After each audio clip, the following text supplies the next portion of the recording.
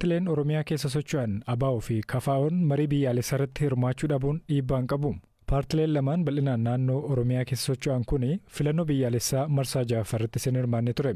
Hundeeffama isaarraa eegalee Koomishinii marii biyyaalessaa irratti dhaabbilee gaaffii kaasaa turan keessaa tokko kata'an paartileen kunneen koomishinichi waliin dalagaa hin jirru jedheera.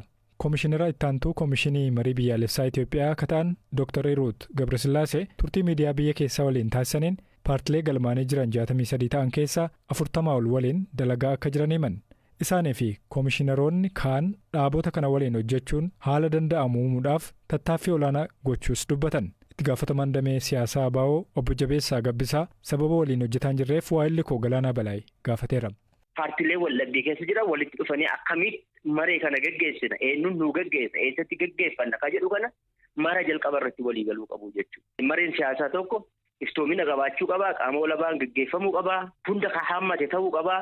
Adeemsa jalqabarraa haga dhumaatti paartiilee waldhabbii kana keessa jiran hunda kan hirmaachisu ta'uu qaba jechuudha. Kan hunda utuu hin guuttatin paartiin nuyi walii waldhabbii qabnu, paartiin nuyi walii lola keessa jiru, waldhabbii keessa jiru ofuma naashinaal daayaloogii, ofuma seeratti naashinaal daayaloogiin gaggeeffamu tolfatee, ofuma kanneen naashinaal daayaloogii kana hoogganan ofuma achi ramadatee ofuma isaati hunda akka waan marii bilisiginnaa ta'etti ofuma waan fedhe hojjetee as nutti baasee jechuudha.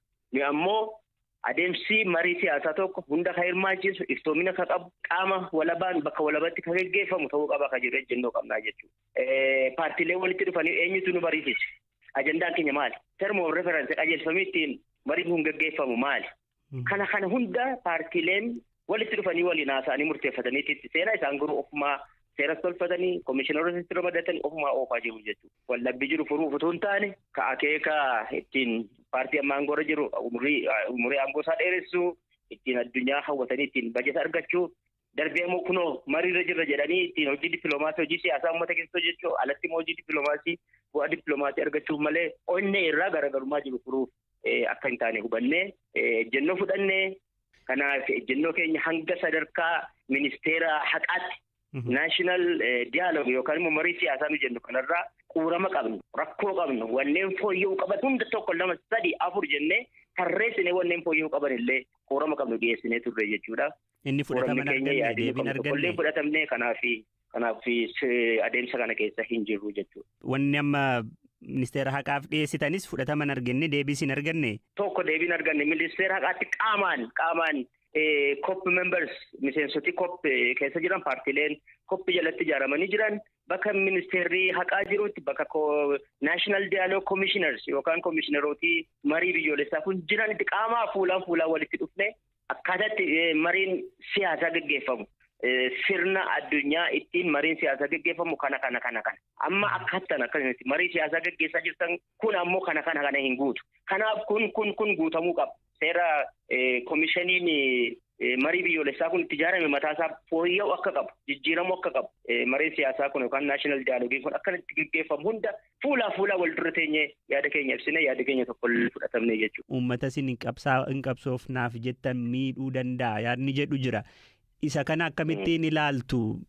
Waltajjii adda bilisummaa Oromoo hirmaatu, waltajjii sagalee uummata Oromoo kabaju, waltajjii gaaffii uummata Oromootiif deebii waarawaa kennu, gaaffii waltajjii sagaleen uummata Oromoo irratti kabajamu ta'uu qaba. Kanarraa kan hafee deemanii waa'ila paartii biraatiif waa'ila ta'anii gaaffii uummata Oromoo bisaanitti naqanii deebisuu ta'a jechuudha.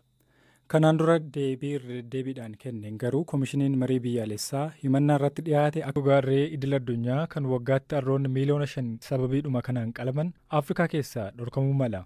Kaampaaniiwwan Chaayinaa keessatti argaman gogaarree kana danfisanii qoricha aadaa Ijaawoo jedhamurraa hojjetu. Qorichi kun qabiyyee namoonni akka hin dulloomne taasisuu qabaa jedhanii amanu. Dhaabbanni bu'uura isaa UK godhate sababiidhuma gogaa kanaan hanni harrootaa addunyaa irratti dabaleeraa jedheera. Kunis hawaasa harroota ittiin midhaanii fi waan kaan ittiin fe'atuuf yaaddoodha. Biraazil daldala gogaarree dhorkuudhaaf akka jettu himtee jirti. Sanbataa fi dilbata hooggantoonni Afrikaa yaa'ii gamtaa Afrikaaf Finfinneetti wal ga'anis dhimma kana ni mari'atu. Gabaasa gaazexeessituun Keeniyaa Victor.